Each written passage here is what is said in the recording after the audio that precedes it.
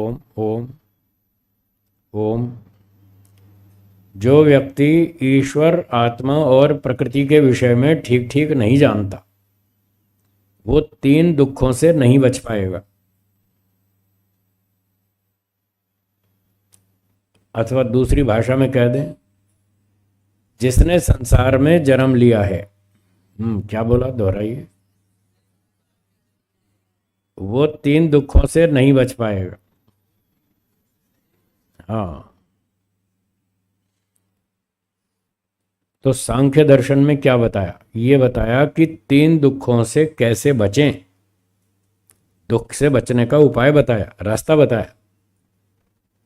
3 प्रकार के दुख हैं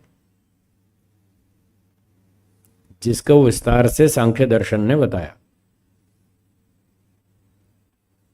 पहले प्रकार का दुख है जिसका नाम है आध्यात्मिक दुख। बोलिए, आध्यात्मिक दुख, ये एक प्रकार का दुख। दूसरा है आधि भौतिक दुख, आधि भौतिक। और तीसरा आधि दैविक दुख। 3 तरह के दुख हैं। जो भी संसार में जन्म लेता है उसको ये 3 दुख भोगने पड़ते हैं, चाहे कम मात्रा में चाहे अधिक मात्रा में, कहीं ना कहीं उसको भोगने पड़ते हैं। अब आत्मा जो है वो दुख भोगना चाहता नहीं। आप लोग भी आत्मा ही हैं, वो भटकने वाली आत्मा नहीं। कई लोग समझते हैं आत्माएं भटकती रहती हैं, वो आत्मा भटकने वाली नहीं। ऐसी कोई भटकती नहीं है, वो तो भ्रांति है लोगों को, आत्माओं के। वो तो खाली ऐसे मनोरंजन के लिए बनाते हैं, पैसे कमाने के लिए बनाते हैं, व्यापार के लिए। ऐसी कोई भटकती आत्माएं नहीं होती, वो सब लोगों को भ्रांति है। तो आप लोग भी आत्मा हैं, आपको भी ये 3 तरह के दुख भोगने पड़ते हैं, क्योंकि आपने भी संसार में जन्म लिया। मैंने भी लिया, आपने भी लिया, सबने लिया। तो जिसने जन्म लिया उसको ये 3 तरह के दुख भोगने पड़ते हैं। अब सांख्य दर्शन कहता है कि हमारा जो लक्ष्य है जीवन का, हमने जो जन्म लिया, अब जन्म तो ले लिया और दुख भी आने लग गए, क्या हम इनसे छूटना चाहते हैं? हाँ या ना? हाँ। अगर छूटना है तो बस यही हमारे जीवन का सर्वोच्च लक्ष्य है, सबसे ऊंचा अंतिम लक्ष्य यही है। बाकी छोटे छोटे लक्ष्य भी हैं, पढ़ाई करना, स्कूल जाना, कॉलेज जाना, डिग्री लेना, पैसे कमाना, ये छोटे छोटे लक्ष्य हैं, ये अंतिम लक्ष्य नहीं है। ये सब भी करना चाहिए, इसके बिना भी गुजारा नहीं है। जो तात्कालिक दुख हैं वो इसी तरह से हटेंगे, वो भी करना चाहिए। लेकिन अगर कोई व्यक्ति स्कूल जाता है, कॉलेज जाता है, डिग्री लेता है, पैसे कमाता है, खाता पीता है, घर चलाता है, बच्चे पालता है, बूढ़ा होकर मर जाता है, फिर क्या? मरने के बाद क्या? अगला जन्म, हाँ या ना? मरने के बाद फिर दोबारा जन्म, तो फिर वापस स्कूल जाओ, तो समस्या तो खत्म हुई नहीं। स्कूल जाना सबसे भारी समस्या है।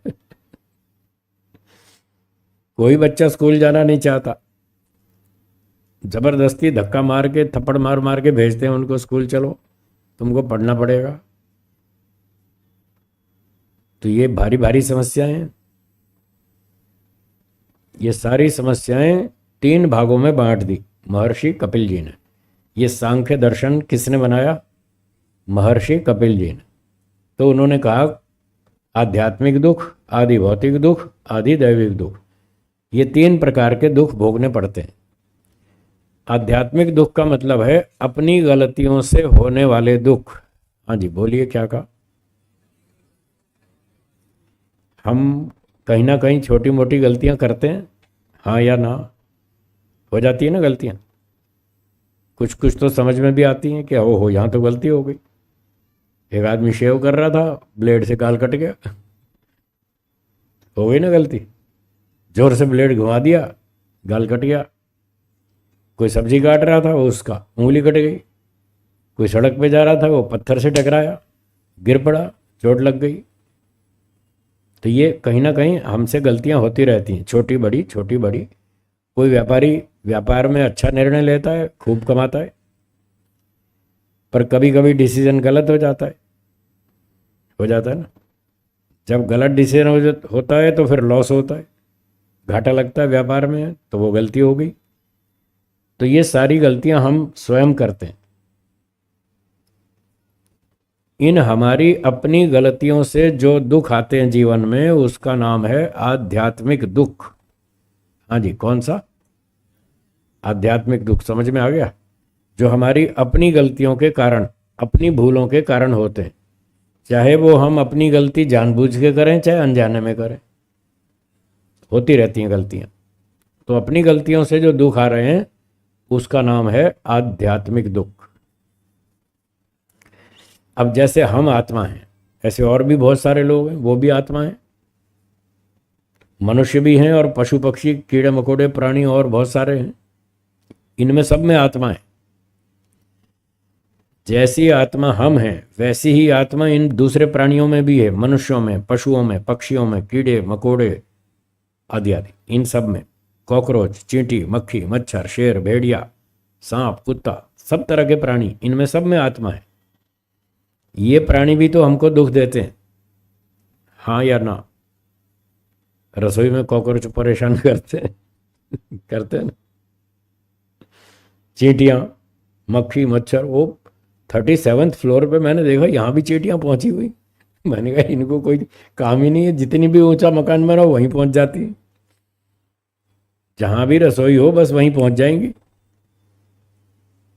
ऊंची ऊंची बिल्डिंगों में चींटियां पहुंचती रहती हैं, घूमती रहती हैं, ढूंढती रहती हैं कुछ खाना मिले। तो चींटियां हैं, मक्खी है, मच्छर है, कॉकरोच है, और कुत्ता है, गिलहरी है, चूहा है। चूहे घुस जाते हैं घरों में, सामान काट जाते हैं, बैग काट जाते हैं और कई चीज़ों का नुकसान करते हैं, हाँ या ना? तो ऐसे बहुत सारे प्राणी हैं, शेर, भेड़िया, सांप, बिच्छू आदि आदि, बहुत सारे प्राणी, ये भी तो दुख देते हैं। तो जो दुख अन्य प्राणियों से हमको मिलता है, चाहे वो मनुष्य पशु पक्षी हो, चाहे मनुष्य भी हो, मनुष्य लोग भी तो दुख देते हैं, हाँ या ना? आपको जितने मनुष्य मिलते हैं क्या सारे सुख देते हैं? सारे तो नहीं देते। कोई सुख देता है, कोई दुख देता है, कोई कम देता है, कोई ज़्यादा देता है, कोई अनजाने में देता है, कोई जानबूझ के देता है, कोई मूर्खता से देता है, कोई सोच समझ के देता है। तो बहुत तरह के लोग मिलते हैं जो हमें दुख देते रहते हैं। तो ये जो दूसरे प्राणियों से हमें दुख मिलता है, चोर, डाकू, लुटेरे, हत्यारे, आतंकवादी, ये सब परेशान करते हैं। इन दूसरी आत्माओं से जो हमें दुख मिलता है उसका नाम है आधि भौतिक दुख। हाँ जी, आदि भौतिक। भूत का अर्थ है प्राणी, हाँ, फिर भूत वही भूत प्रेत वाला भूत नहीं। यहाँ जो भौतिक शब्द है आदि भौतिक, इस आदि भौतिक में भूत का अर्थ है प्राणी। आदि भौतिक अन्य प्राणियों से प्राप्त होने वाला दुख, वो है आधि भौतिक। और आध्यात्मिक, अपनी आत्मा के कारण जो दुख हमें मिल रहा है वो आध्यात्मिक, अपनी आत्मा के कारण आध्यात्मिक। दूसरे प्राणियों से जो मिल रहा है आधि भौतिक। भूत का अर्थ प्राणी भी है, और भूत का अर्थ ये भी है पंचमा भूत, पृथ्वी, जल, अग्नि, वायु, आकाश, इनको भी भूत कहते हैं। तो भूत का अर्थ वैसे ये भी है पंचमा भूत, उस अर्थ में इसको भूत का अर्थ है मटेरियल, जड़ वस्तुएं। तो इन पंचमा भूत को भी एक अलग ढंग से भूत के नाम से कहा जाता है। पर यहाँ जो आदि भौतिक है, यहाँ पर भूत का अर्थ है प्राणी, यहाँ जड़ पदार्थ नहीं है, प्राणी, ये सांप, बिच्छू, कुत्ते, गधे सब मिला करके। तो इनसे, प्राणियों से जो दुख मिलता है अन्याय से, एक शब्द और जोड़ दिया, अन्याय से, उसका नाम है आधि भौतिक दुख। कहीं कहीं न्याय से भी मिलता है। जैसे चोर चोरी करता है, उस पर कोर्ट में केस हो जाता है, तो न्यायाधीश महोदय उसको दंड देते हैं, 2 साल की जेल, 5 साल की जेल, इतना जुर्माना। तो वो तो चोर डाकू को तो न्याय से मिला, न्यायालय से जो दंड मिला वो तो न्याय से मिला, उसका नाम आदि भौतिक दुख नहीं है। हाँ, ध्यान दीजिएगा, वो भी दूसरे प्राणियों से मिल रहा है, राजा से, न्यायाधीश से, या घर में बच्चे गलतियां करते हैं तो माता पिता उनको दंड देते हैं। दंड व्यवस्था अलग चीज़ है, वो न्यायपूर्वक है। उसका नाम आदि भौतिक दुख नहीं है। जो दुख अन्याय से मिलता है, क्या बोला, जो दुख अन्याय से मिलता है वो है आदि भौतिक दुख, उससे हम बचना चाहते हैं। और जो न्याय से मिलता है वो तो भोगना पड़ेगा, उससे कैसे बचेंगे? उससे बच भी नहीं सकते और बचने की इच्छा भी नहीं करनी चाहिए। वो तो न्याय की बात है, गलती की है तो दंड तो मिलेगा। जब कोई व्यक्ति आपके साथ गलती करे तो आप क्या चाहते हैं, उसको दंड मिलना चाहिए या नहीं? मिलना चाहिए। जब कोई आपके साथ गलती करेगा तो उसको दंड मिलना चाहिए। और यदि आप किसी के साथ गलती करेंगे तो आपको मिलना चाहिए कि नहीं? वो तो न्याय की बात है, जो गलती करेगा उसको दंड मिलना चाहिए। इसलिए वो दंड व्यवस्था अलग चीज़ है, वो कर्मफल है, वो अलग चीज़ है। और ये जो अन्याय वाला दुख है ये नहीं मिलना चाहिए। चोर हमारे यहाँ चोरी करे, डाकू हमको लूट ले, कोई हमको खामखा ब्लैकमेल करे, खामखा धमकी दे, वो नहीं होना चाहिए। उससे तो हमें छूटना चाहिए, हाँ या ना? उससे अन्याय वाले दुख से तो आप छूटना चाहते हैं ना? तो यहाँ पर आदि भौतिक दुख का मतलब ये है, जो अन्याय से दुख मिल रहा है वो हमको नहीं मिलना चाहिए, उससे हमारा पीछा छूटना चाहिए। और जो हम गलतियाँ कर रहे हैं उससे भी छूटना चाहिए, क्योंकि जब तक गलतियाँ करते रहेंगे तब तक दुख आएगा। और दुख हम किसी भी तरह का भोगना नहीं चाहते, चाहे हमारी गलती से हो, चाहे दूसरे की गलती से हो, चाहे न्याय से हो, चाहे अन्याय से हो। अब न्याय से जो दुख मिलता है वो भोगना पड़ता है, चाहते तो वो भी नहीं है। क्यों प्रफुल्ल जी? ठीक है ना? हाँ, दुख तो किसी भी तरह का नहीं चाहते भोगना, पर न्याय वाला तो भोगना पड़ता है, उससे तो छुटकारा हो नहीं सकता। इसलिए वो तो अलग कर देते हैं, वो तो भोगना ही पड़ेगा। पर जो अन्याय वाला दुख है, इससे हम चाहें तो छूट सकते हैं, इससे चाहें तो छूट सकते हैं। और इससे छूटने की इच्छा करना उचित भी है। क्यों हम किसी का अन्याय से दुख भोगें? क्यों हम पर कोई अन्याय करे? तो उससे तो बचना चाहिए। अब तीसरा है आधिदैविक दुख। यहाँ पर आधिदैविक का अर्थ है जो देवों के कारण से हमको प्राप्त होता है। देव का मतलब पृथ्वी, जल, अग्नि, वायु, ये देवता कहलाते हैं। वेदों में इनका नाम है देवता। पृथ्वी देवता, वायु देवता, सूर्य देवता, चंद्रमा देवता, जल देवता, अग्नि देवता, ये सारे देवता हैं। ये जड़ देवता है। तो जड़ देवताओं से हमको लाभ भी होता है बहुत सारा, और कहीं कहीं हानि भी हो जाती है। लाभ तो क्या होता है, आप पानी पीते हैं, अपनी रक्षा करते हैं, प्यास लगती है पानी पीते हैं, गर्मी लगती है स्नान करते हैं, ये जल देवता है। नदी में स्नान करते हैं और घर में भी करते हैं। बताइए, जल से आपके जीवन की रक्षा हो रही है कि नहीं हो रही? हो रही है ना? इसलिए जल को देवता कहते हैं। ये हमारे जीवन की रक्षा करता है, हमको जीवन देता है। ऐसे अग्नि देवता, अग्नि ना हो तो आप चूल्हे में रोटी कैसे बनाएंगे? हैं? भोजन नहीं बना पाएंगे। अग्नि हमारे जीवन की रक्षा करता है। और हमारे शरीर में अग्नि है जिसके कारण हम जीवित हैं ठीक ठाक। 37 डिग्री सेल्सियस हमारे शरीर का तापमान है, और फ़ारेनहाइट में 98.6 फ़ारेनहाइट डिग्री, ये हमारे शरीर का तापमान है। इसमें अग्नि है तभी तो हम ठीक ठाक जीवित हैं। और ये अग्नि निकल गई तो ठंडा हो जाएगा। ठंडा हो गया तो कहें चलो अब ले चलो इसको, ये ठंडा हो गया। तो ये गर्मी, हमारे अंदर गर्मी अग्नि देवता ने बना रखी है, इसलिए इसको भी देवता कहते हैं। और वायु देवता, वो तो 2-2 मिनट हमको सांस दे रहा है। 2 मिनट सांस नहीं मिले वायु से बस तो फिर शांति पाठ।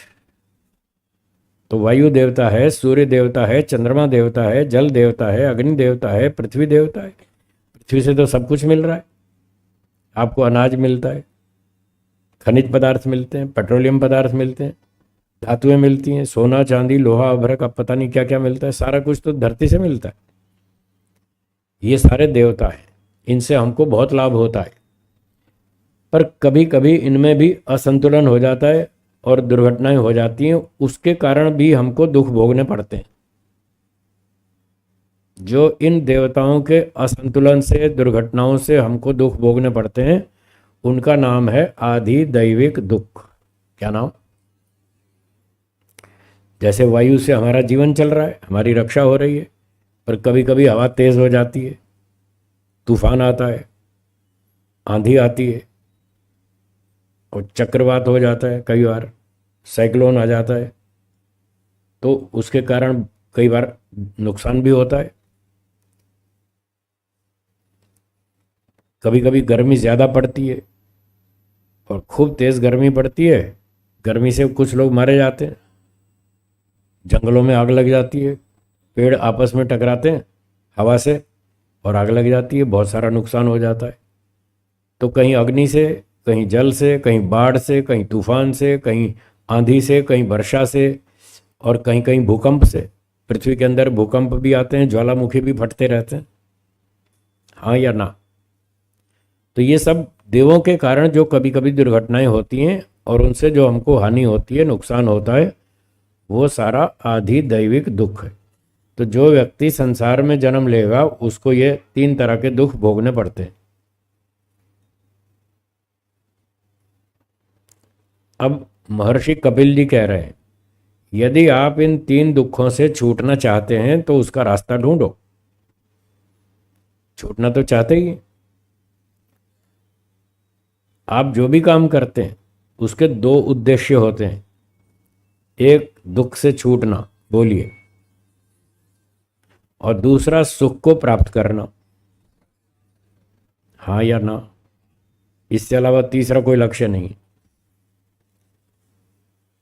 तीसरा कोई लक्ष्य ही नहीं है आत्मा का। आप और हम आत्मा हैं, हमारा ये 2 ही लक्ष्य हैं, या तो हम दुख से छूटना चाहते हैं या सुख को प्राप्त करना चाहते हैं, और तीसरा कुछ नहीं चाहते। बाकी जो भी करते हैं इसीलिए करते हैं। आप स्कूल जाते हैं, कॉलेज जाते हैं, पढ़ाई करते हैं, डिग्री लेते हैं, व्यापार करते हैं, पैसे कमाते हैं, परिवार चलाते हैं, संस्था चलाते हैं, देश चलाते हैं, ये जो भी करते हैं इसका उद्देश्य यही तो है कि इससे हमारा दुख कम हो जाए और सुख बढ़ जाए, इसीलिए करते हैं। ठीक है? तो जो बाकी हम काम कर रहे हैं, स्कूल जाना, पढ़ाई करना, डिग्री लेना, ये छोटे छोटे लक्ष्य हैं, ये भी लक्ष्य हैं, ये छोटे लक्ष्य हैं। और सबसे अंतिम, सबसे ऊंचा लक्ष्य है इन तीनों दुखों से पूरी तरह छूटना। ये हमारा अंतिम लक्ष्य है, इससे बड़ा कोई लक्ष्य नहीं। बढ़िया सुख प्राप्त करना और सारे दुखों से छूटना, ये हमारा अंतिम लक्ष्य है। नहीं बताता।